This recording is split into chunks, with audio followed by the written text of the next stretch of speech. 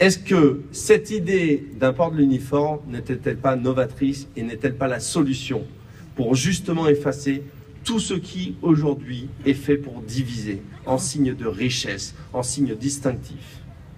Et c'est lui qui a porté cette idée à l'époque, parce qu'il était convaincu que l'uniforme était un facteur d'égalité et effaçait symboliquement les différences sociales nées des inégalités entre les parents.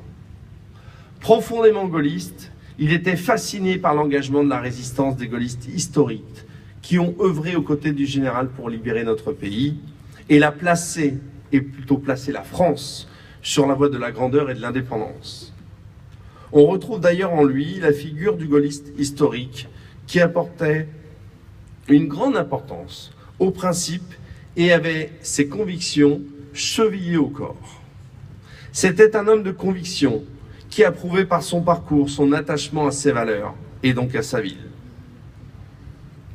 D'ailleurs, et c'est une petite anecdote qu'on retrouve quand on arrive dans une mairie, puisqu'on a des traces matérielles du passage de ses prédécesseurs, même après être redevenu conseiller municipal, Jean-Claude Abriot a gardé son bureau à l'hôtel de ville et a continué à suivre de près ses dossiers.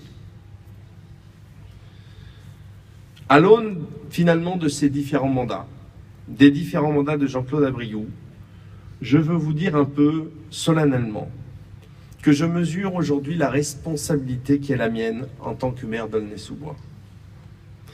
Mes chers amis, Jean-Claude Abriot a laissé à sa famille, à ses proches, à ses élus, à ses concitoyens, à l'histoire de notre ville, le souvenir d'un homme intelligent, à la personnalité attachante, et dont la discrétion et l'humilité n'ont eu d'égal que son dévouement pour notre ville.